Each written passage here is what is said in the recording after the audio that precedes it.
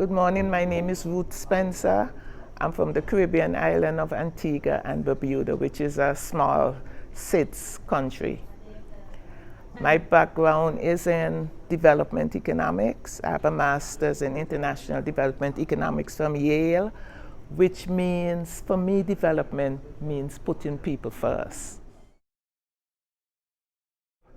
Biodiversity is nature, plants, animals, but because the plants and animals cannot talk, we have to empower the people to take the necessary actions to protect, conserve, our biodiversity in our countries.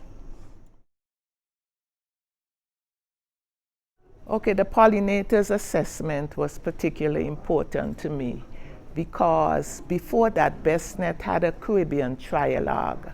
And this lady here, an NGO, she put up some statistic that showed pollinators were declining globally and impacting food production. But in my country, maybe I took it for granted. I always saw the bees. I always saw them moving from plant to plant, doing their work as pollinators. So it didn't strike me that they were in, decline. So when the assessment came forward, the information was so vital, and I said when I return home, I would bring stakeholders together to have a little, a little forum. So I invited the government people, the beekeepers cooperative, private sector people, because people value the local honey.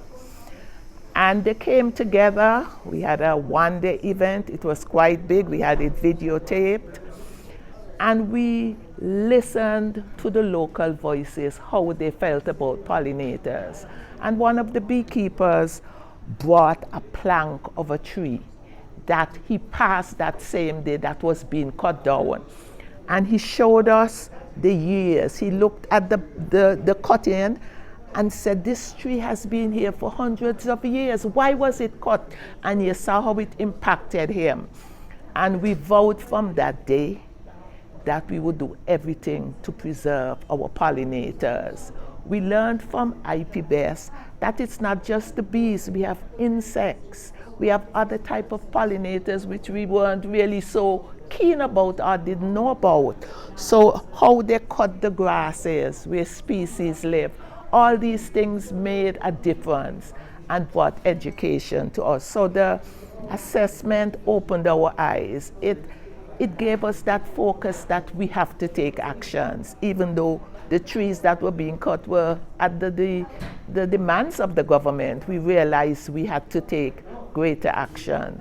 So that assessment has played a major role. We have a cooperative. We're expanding our pollinator actions. We have women now as beekeepers.